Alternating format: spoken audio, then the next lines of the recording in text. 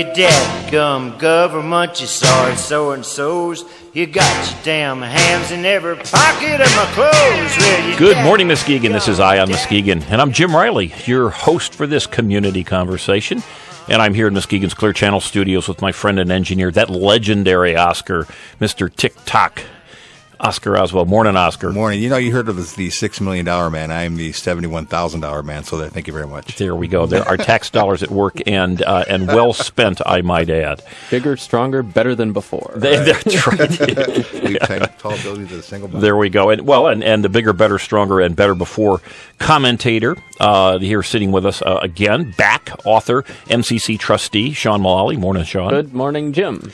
And hey, at 9 o'clock hour, we've got I think a very, very interesting guest, as I think we typically do. But this gentleman, I think, might be more interesting than some, at least to those of us here in Muskegon County. Right after the 9 o'clock news, we've got City of Muskegon mayoral candidate, Dr. Zaudi Abiade, and I believe I have that pronounced correctly. We'll find that out in the 9 o'clock hour.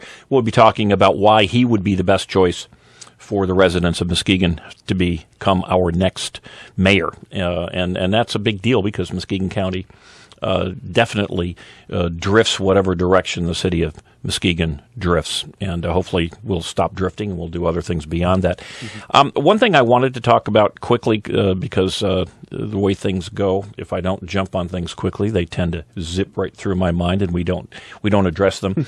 But I introduced Sean as author, among other things. Mm-hmm. And Sean, you have authored a book. I got one book under my belt so far. And it is available. The title of the book is We the Future. How about give just a quick ad for it, and then I'd like to just chat a bit about how you've been able to get this published and available to the public, because it's really kind of a cool story. Yeah, We the Future, why today's generation is inheriting a broken democracy and what we can do to fix it. Okay. It's about equal parts, I describe it as equal parts history, economics, and politics. And you may agree with some things in it. You may not agree with everything in it, but it's my thoughts put out there, and I try to take a broad, deep look at history.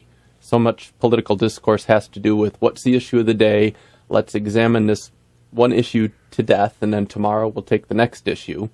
And I try to go back through the history of this country, through the Reagan era, the New Deal era, going back to the Founding Fathers era, and even farther back into deeper history. And I've really enjoyed the process. It is available online. I've had it in some local bookstores. I don't know if they still have any in stock. I know they had it at Carmen's Cafe for a long time. I think it's still a couple copies there. Yeah, and also the Book Nook Java Shop in Montague, and Book for the Season down in Lakeside.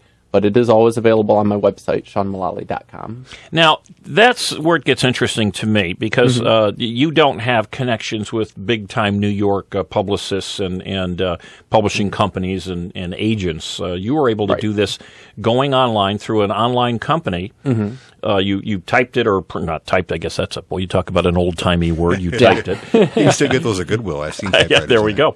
Yeah. But you did write it up on a computer, send it out to them electronically. Mm-hmm. But there's, to me, kind of an interesting story about how it's actually printed, because typically you've got to run 50,000 copies in order to get a publishing house interested. How did this work for you? Well, I used an on-demand printer, which the place I went through is Lulu, LULU.com. What it's completely self-service, so you do you just type it up yourself, but you also do the formatting to the page, the layout, the cover art, and everything. You get it to their requirements to upload the completed book document, and then they keep it on their server, and you can order small batches, large batches. What's the smallest batch you can order? You can order a single copy. Now, what would it cost? If I go online to SeanMullally.com, say I want to buy this book, I click on it, order it, I've got to put in my credit card information and whatever. What's it going to cost me? $12 for a single copy. And you can make a profit on the $12. And that's including even on a single book. A small amount profit for me on top of the built-in shipping and printing cost. So, well, that includes shipping too. Yeah. Oh, my golly. Wow. Unbelievable. Well, that's the future. And to me, that's, these are the kinds of things that can be done in South Dakota, California, New York City, Muskegon County, Wyoming. They can be done any place with sharp people either writing a book or whoever's running this Lulu company. Very sharp people, obviously. When you are writing a book, most of the there's a lot of work involved with the writing of the book and getting it ready to print and everything.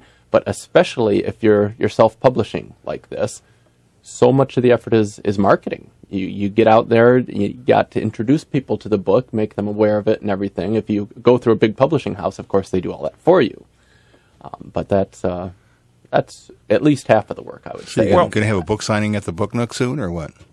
I've had a couple around town. It would be nice to get up there. I do give a big tip of the hat to some of the locally owned independent bookstores like them, because when I had the book ready to sell, I walked into a local outlet of a national chain located out here on Harvey Road, and asked them if they would like to stock the book. Gee, I wonder who and that could be. they shut me down right away. They said, "You need to talk to our buying agent in New York City." Yeah.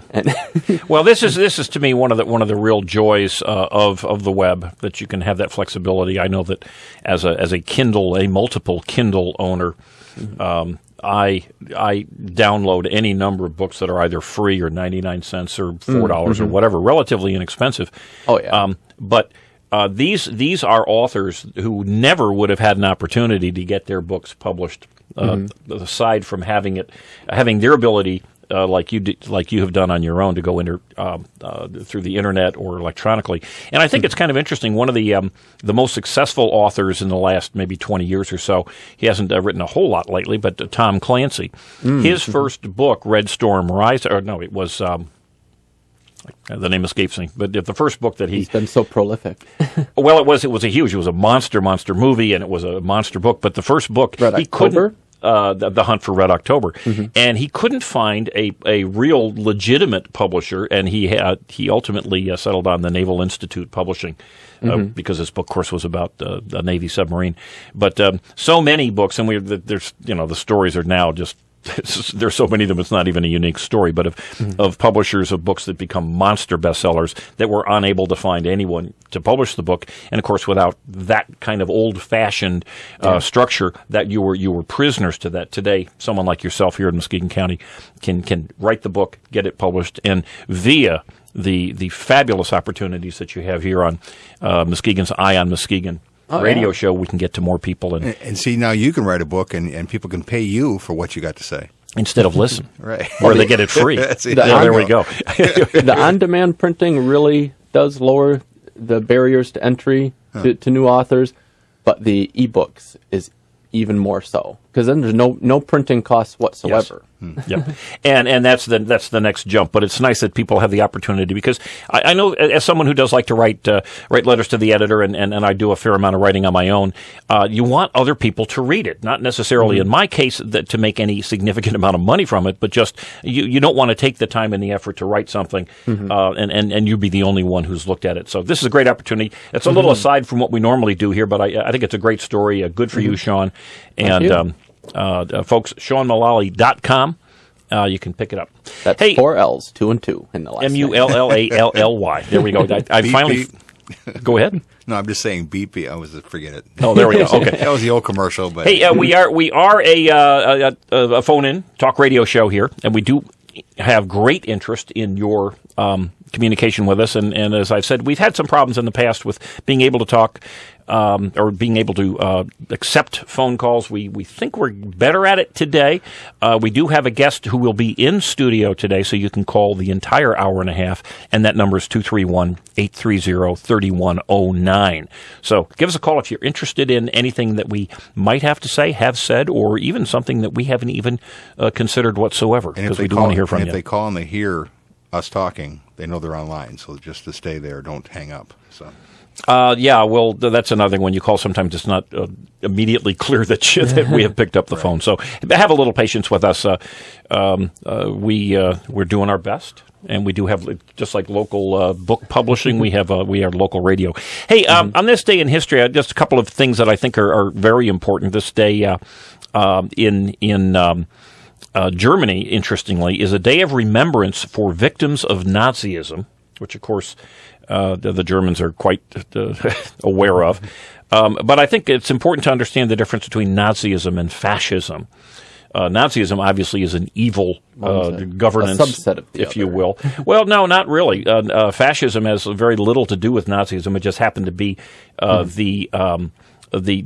the economic system that the Germans use, the Italians, and many, many other countries have used over the years. It's an entirely different issue. Nazism and fascism, two entirely different things. Well, the term was coined originally by Mussolini. Correct. And fascism, which it has, and I would say, sadly, we seem to be moving towards fascism today in this country, and not purely because of Democrats, but Democrats and Republicans. And fascism is a melding of government with business, the private-public partnerships that people are so happy to promote. But in fact, when you have, I just saw a statistic today, for every dollar spent by lobbyists in Washington, they get a $220 return in largesse, primarily money, from the federal government. And that's fascism, folks. And it may be the smallest part of it, but it is growing and growing and growing. Well, and you just touched on a direct quote from Mussolini. And when he defined fascism, he says fascism is better described as corporatism, being the merger of state and corporate power. Ooh, baby, I love that. I love that. Okay, then we're in total agreement. He's an author. There we go. And we have a singer who's telling us that we have to take a break. So we're going to be taking a little break here, and we will be right back. $5,000 reward for information leading to the arrest and conviction of the suspect or suspects responsible for the death of Alvaro Lora. Alvaro was 72 years old, was found by his daughter on April 27th inside his home in Muskegon, brutally stabbed and beaten to death. And still the homicide remains a mystery. Please help Alvaro's family for justice. Anyone with information is urged to contact the Muskegon Heights Police Department at 231-733-8900 or Silent Observer at 72-CRIME. Bad boys, what you want, what you want, what you gonna do when Sheriff John Brown come for you? Call Bad Boys Bail Bonds, open 24/7, 365 days a year. Agents statewide and nationwide. We do 10% bonds for less. Call toll free 866-728-6400. And remember, if we can't get you out, you ain't getting out. Payment plans available. Call now, 866-728-6400. Classic Computer Sales and Service. They buy, sell, trade, repair, and upgrade. New custom-built computers, 3-year guarantee, excludes laptops. Or your computer tuned up with more memory, hard drive, or maybe a DVD burner installed for $49.95. Need cables, power supply, or get the computer built the way you want it. You can do it at Classic Computer in their new location, 1921 Apple Avenue, Suite B. Call 773-5957. Classic Computer with hometown quality service. Make a run for the border. Taco Bell is waiting to cook for you. Delicious tacos, nachos, chalupas, gorditas, quesadillas, or try their famous grilled stuffed burrito for only $1.99. Make it a combo for only $3.49. Their large variety includes specialties, combos, supreme, salads, and kids' meals. Taco Bell, the best fast food north of the border. So walk in or drive up. Visit all of the Taco Bells in West Michigan. Open Sunday through Thursday, 10 a.m. to 11 p.m. Taco Bell's open Fridays and Saturdays from 10 a.m. until 1 a.m.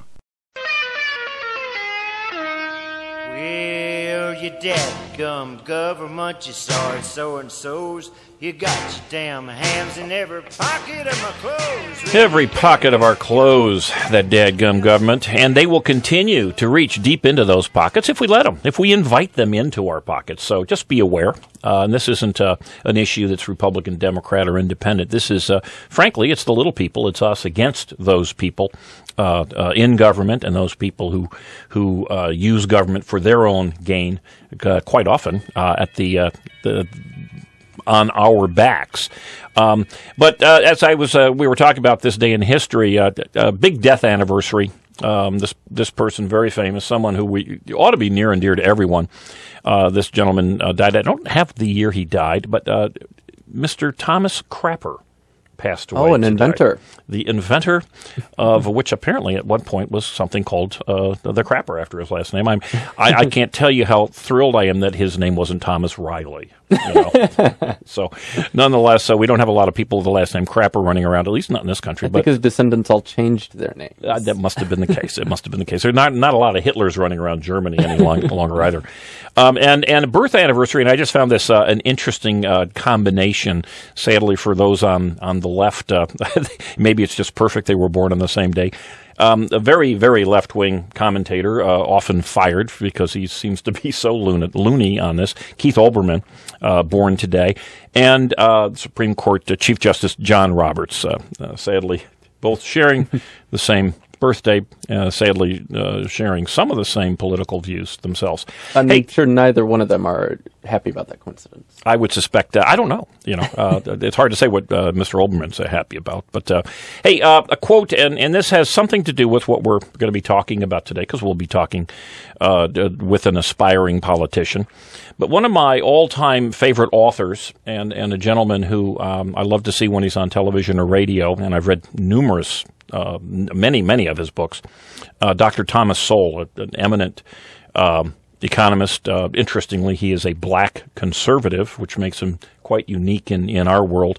But he's got a quote here that I think really highlights the things that a lot of my friends don't quite understand, and that is, quote, "No one will really understand politics until they understand that politicians are not trying to solve our problems. They are trying to solve their own problems, of which getting elected and reelected are number 1 and 2, and whatever is number 3 is far behind." And I've had so many conversations with many of my very smart friends and saying, oh my gosh, these idiots made another dumb move. No, they didn't make a dumb move at all. They made exactly the move they intended to make. We're the dummies because we reelect them or elect them at any level, because in fact they are pandering to the special interests, in many cases this fascism thing, but the special interests who are enabling their reelection. So just be aware of that. A couple things I want to touch on. We've got about 8-9 minutes remaining in this half hour.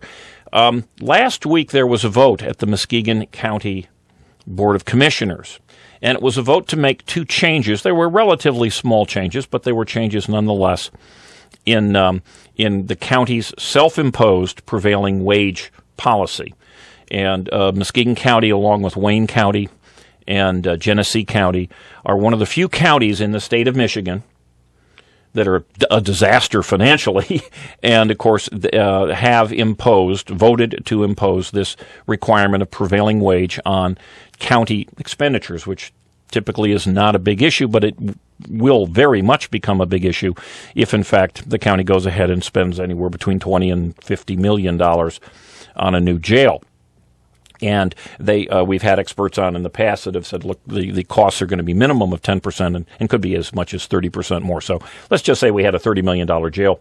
We could be talking in the neighborhood of between $5 and $10 million or more in additional costs for this jail because of this rule that's very easily changed. And the reason I say it's very easily changed was that the county commissioners just voted, bingo, to make 2 changes on it, and thereby continuing its existence. Now, a new county commissioner, Susie Hughes, didn't make her position clear as to whether she supported prevailing wage or did not. She simply asked question after question after question about what these new rules were to do and about the wisdom of having prevailing wage.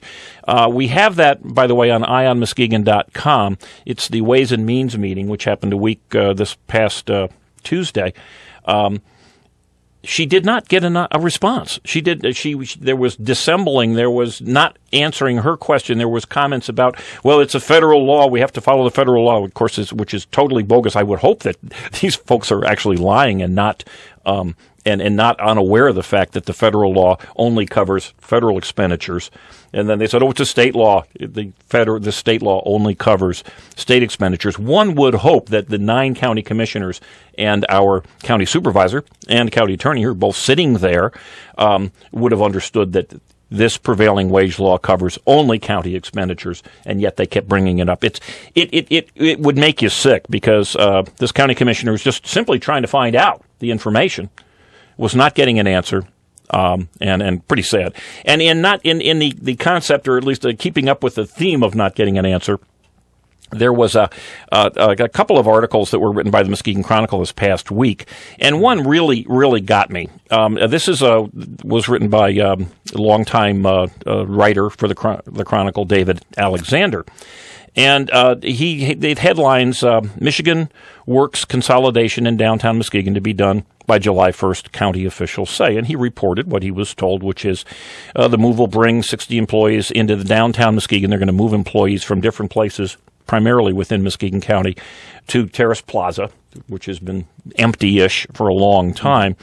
And but he started the headline, or the first sentence in the article says the move will bring more than 60 employees to downtown Muskegon and will save the county $1.3 million over the course of a 10-year lease. And by the way, it doesn't actually say county commissioner said. So in other words, Dave Alexander has told us that the county and our leaders in their wisdom are going to save us $1.3 million. But then he goes on to say because there's going to be a commercial rehabilitation district, that the taxes will be frozen on this property for 10 years, that the county, which currently has employees in county-owned buildings, will be moving employees from these county-owned buildings, which presumably they don't have to pay themselves for, into this new location. Also be moving employees from Orchard View Schools, and the Goodwill Industries Center in Roosevelt Park. I wonder what's going to happen to the locations they're moving from. Well, is that going to be? That was my thought also. So on that, on M Live, where you have the opportunity to comment, I wrote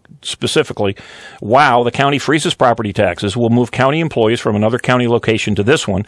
We'll leave Orchard View Schools, Goodwill, and Oceana County with empty buildings, and the move, quote, will save $1.3 million."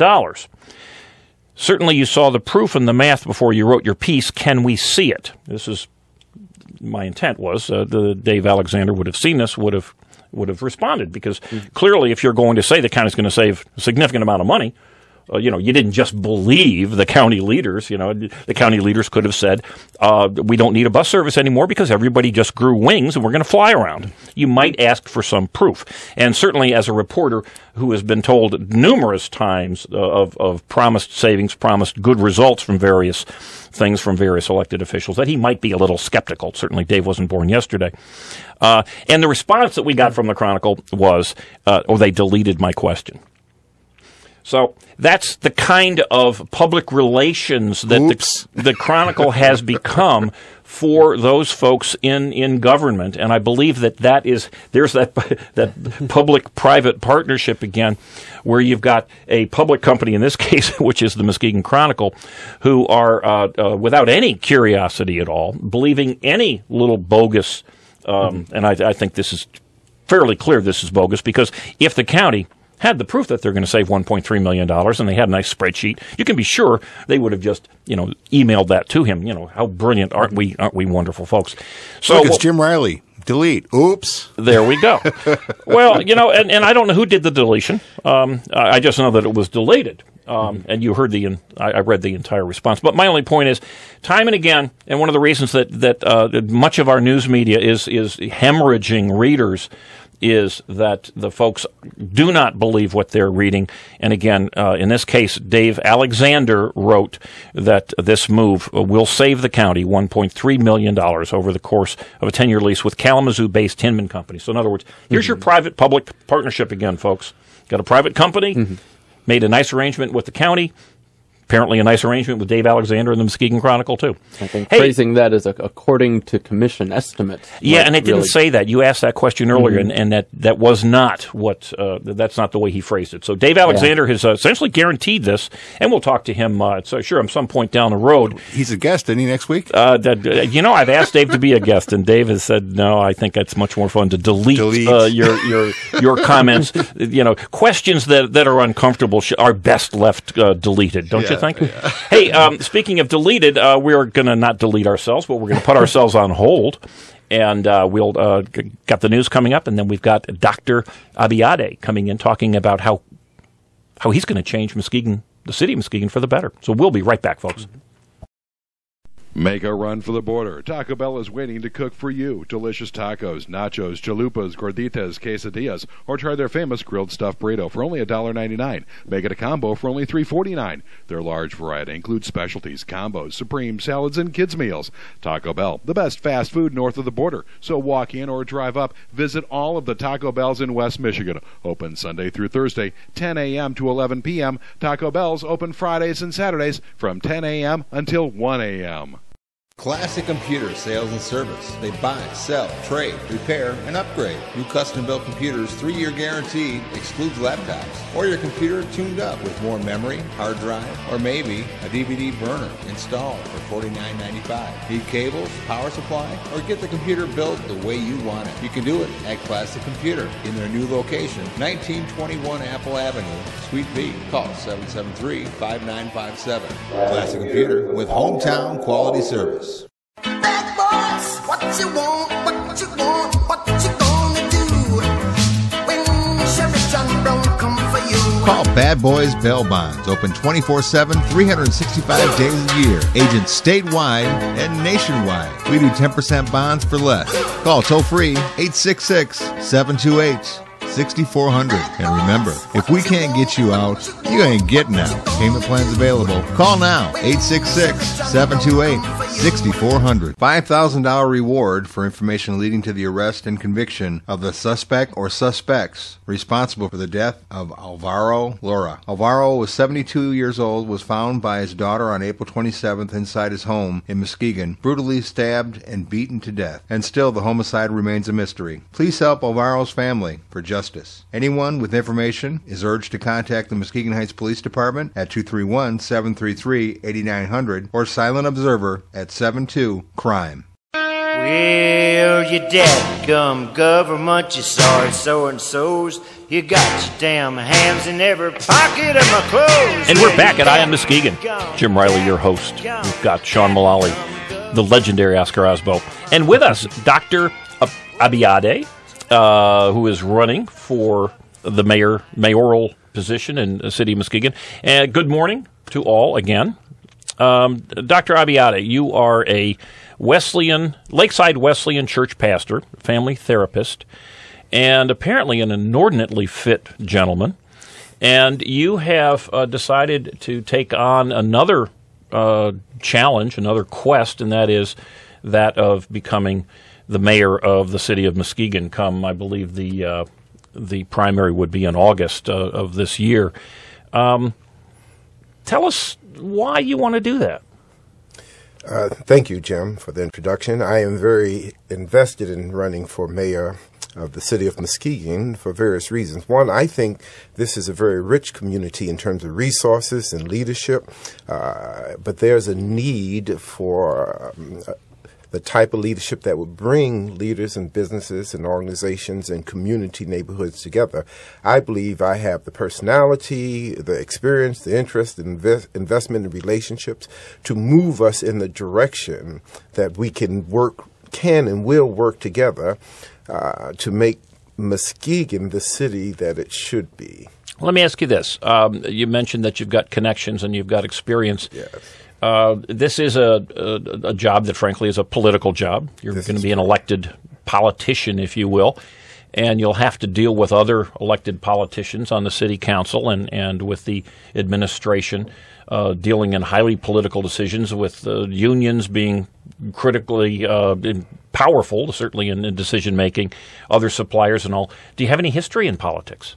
I do not have history in politics. I have a strong background in conflict management, strong background in organizational development and working with communities and institutions. So I think, actually, I'm glad you asked that question. I think what we need in this season is not a politician, but an individual who has the ability to bring organizations and people to the table for the purpose of moving forward with a clear vision that I think is lacking as a community. Well, I would tend to agree with you. Let's go to what you just said, though. You have a clear vision. What is that clear vision? My vision is to move Muskegon to a level that we're competing globally. And To achieve what, though? Competing with what result? With the result of having a community, several things. One, education level where young people want to move, young families want to move here because of what we offer educationally, where families want to move here because of our business climate. I want to help create a user-friendly business climate where inspections are doing their job, but in a way that is saying to communities, our businesses, we want you to come here because we have something to offer.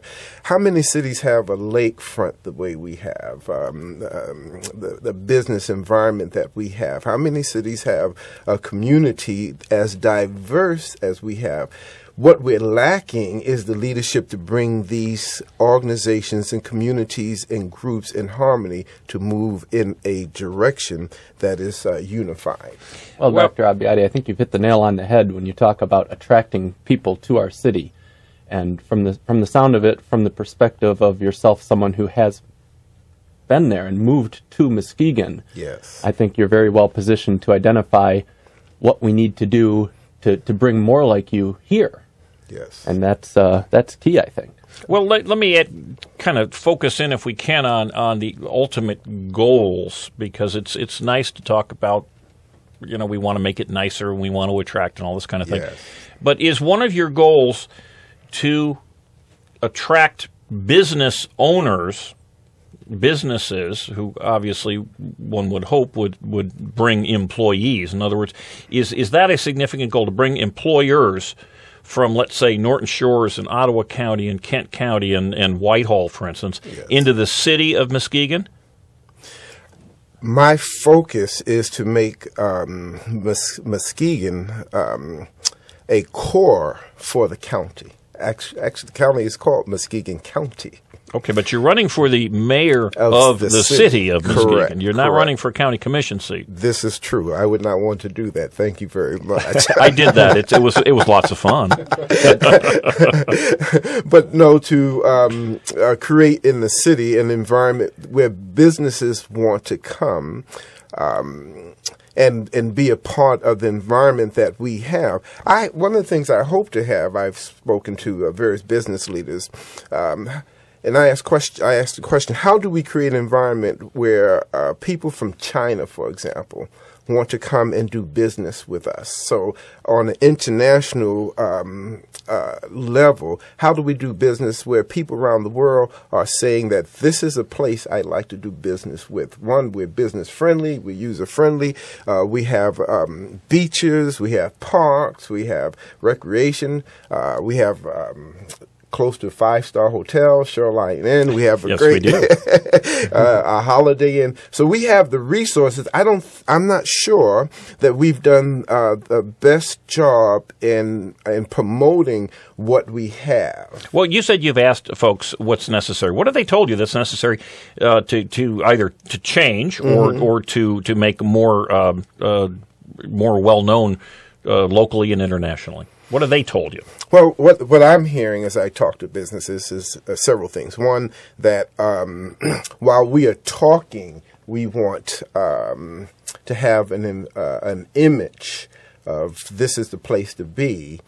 We have not dealt well with the conflict within, the violence, the unhealthy. We're one of the most unhealthy counties in the state of Michigan, and we have not talked well publicly about it. I'm aware from meeting with people that there are things going on to address these issues, but how do we address these issues so that the public is aware, the public is knowledgeable, and that we invite the public into addressing these issues? One of the interesting things that you've mentioned is the concept of regionalism. Yes. And the reason I ask about this is because there's been a history here in Muskegon County. We've got a lot of different municipalities. Yes. Haven't always been able to work in complete harmony. One of the most recent episodes has been a lot of dispute over water services between our various municipalities. And how can you see moving us forward And this is, I guess, bigger than just the city, but how the city works with surrounding areas and with the county. Mm-hmm. One of the things I've talked to various leaders about that, our wastewater system is countywide. Mm-hmm. Why can't we model the wastewater system with our water system? You know, I pardon me for jumping on you here, but as someone who's really been watching the wastewater system, it's broke. It's a disaster. We just lost its biggest customer, and we are going to have absolutely horrible problems county-wide because of our dependency on one system that was dependent upon one customer.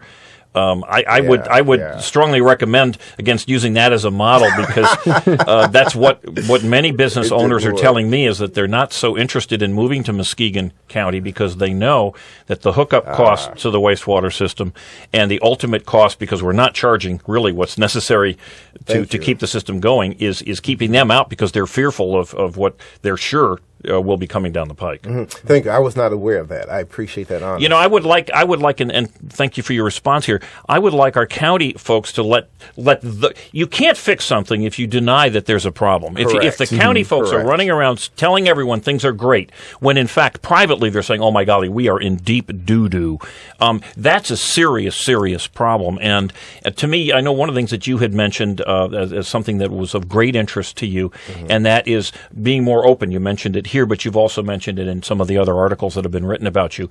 And I know that one of the county commissioners who was in office this past term and has been reelected, I won't say their name, but that county commissioner is quite concerned with the openness and the truthfulness of how the county commission is operating. They did, of course, lose or at least they settled and had to pay financial expense when the county was called on the violations of the Freedom of Information Act and the Open Meetings Act. Right. I would imagine that perhaps, as you have suggested, that the city of Muskegon is an area where you're not comfortable with their being as open and honest as you would like them to be. Maybe you want to comment on that. No. I'm for open and honesty. No, but you're suggesting that the city of Muskegon ought to be more open and more honest. Correct. For example, let me share some of the changes I want to make to address that issue, if I may do that. When you sit in a commission meeting, whether it's county or city, it's really not designed for dialogue. That is the truth. They make a decision, and then it gives a pseudo presence that we are invested, because at the end you can have public comment. Nobody responds to public comment. Correct. You say, well, I'm concerned about. I'm just making this up. I'm concerned about the cats barking on the fence on Friday nights. Okay, we heard you, and we go on. That type of environment creates distant relationship. Absolutely. You're talking and nobody's responding. It's amazing that people even come to the meetings. Now, you've suggested having the commission meetings move around to different neighborhoods. Well, before we go to that, but let's address this, because the dialogue part is important, because as you know, Sean and Dr. Abiyade, I have not been alone in attending county commission meetings and asking the county commissioners publicly at this time, where the public is allowed to speak, asking very specific questions. Even some of the newly elected county commissioners prior to their being sworn in asked very simple questions. And the response was, are there any other questions? So Correct. How about this dialogue? What would you do to create a greater dialogue? Well, first of all, what I would do is, my plan is to have at least 4 community forums. We have approximately 16 neighborhood associations. I would divide them up into 4. And each quarter, 4 neighborhood associations will be responsible for a forum where myself, the citywide commissioners, and the commissioner responsible to that ward would appear. What we would do are answer the questions that were not answered at the commission meetings. What we would do is... It's a great idea. I love this. Yeah. Well, thank you. We would ask people to write. See, you want to have an environment where there's dialogue, but you want to monitor it. For example, we would not have people come up to the mic and ask, because then you get into debate and that discourages others. But we would have people to write their questions. I would also ask that there's a monitor there to make sure we answer the question, to get out of the political verbiage that happens too often, where we answer the question the way we want, but not answering the question. So I'd like to have a motto. You know, we're all, I think, all of us who want a better city, better county, better state, better country, better world. We are so sick and tired of hearing our politicians being asked legitimate questions and hearing them give the non-answer. And this isn't a political, Republican-Democrat issue. This is a politicians versus the rest of us issue. Correct. Simple question, totally non-answering response.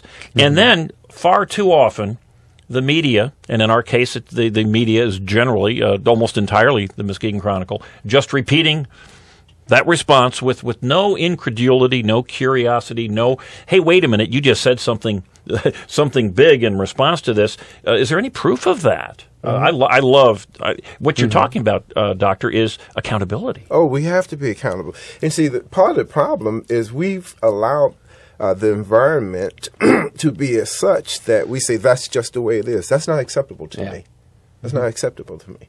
Oh, boy, I love that too. But we have become used to accepting what ought to be unacceptable. Yes. Well, this is a big step. Let me ask you about specifics. This is one, obviously, a specific in terms of communication with the public. But you certainly have seen some other things that are going on in the city of Muskegon that you would like to change. You'd say, okay, they're doing this. If elected, I will move towards accomplishing something else. Can you have some examples of some of those? One of the things I would establish as mayor is a cabinet, mayor's business cabinet, where I have representatives from businesses that I'm dialoguing with. Business is not my background. But I don't think the mayor needs to be somebody who is in business but relating to the business background. So I'd like to have a mayor's cabinet for the business community to maintain a relationship with the business community. I would create a mayor's cabinet for neighborhood associations, but there's an organization already of neighborhood presidents.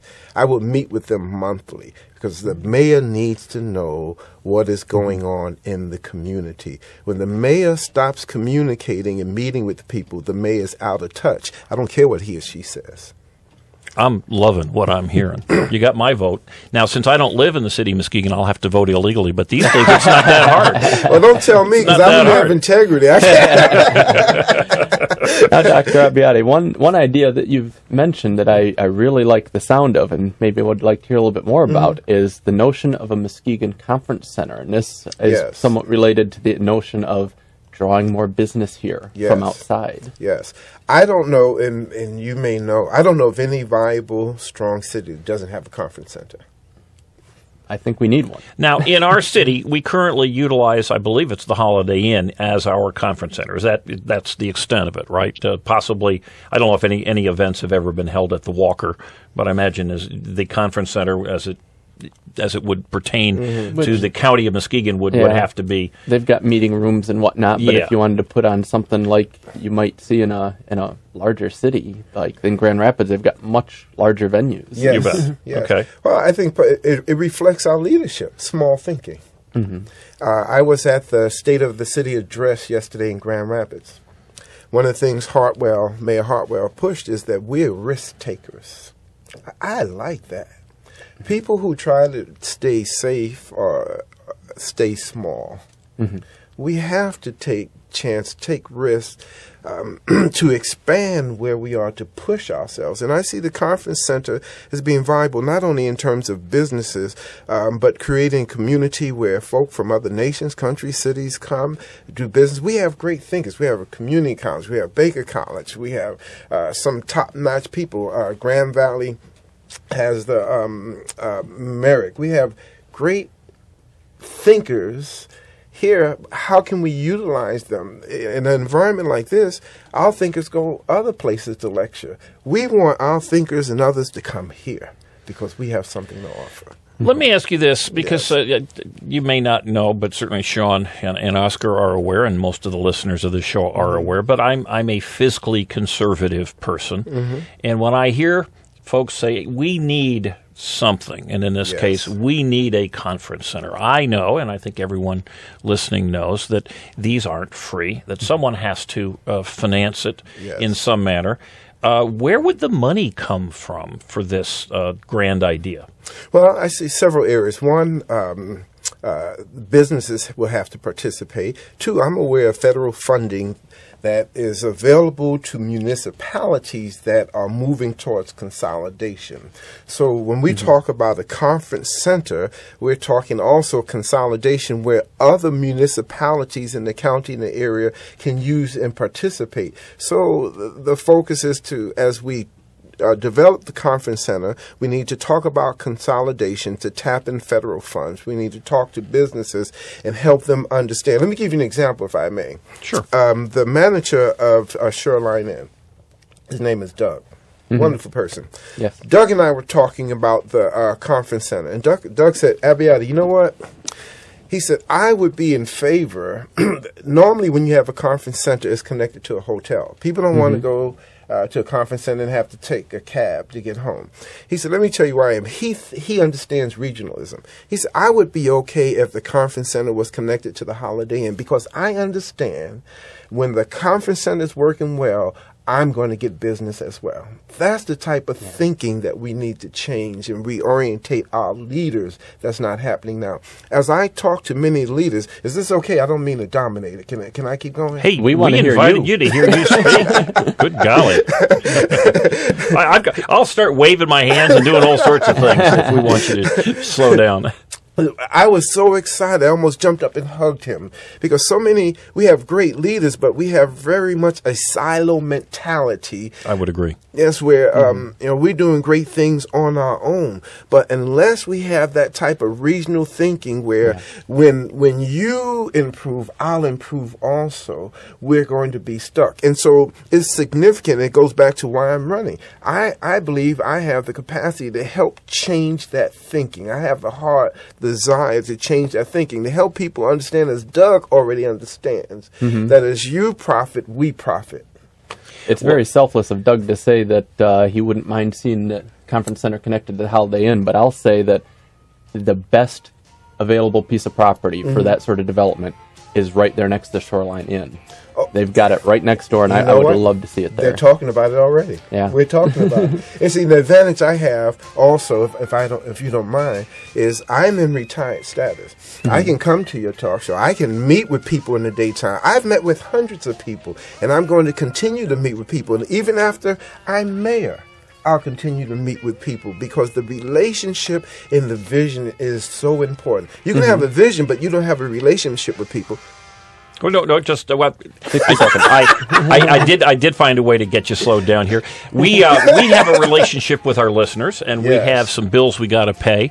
So we're going to go to a break, but we will be back to extrapolate on this vision and on this relationship with Dr. Abiade and Sean, myself, and we'll be right back, folks.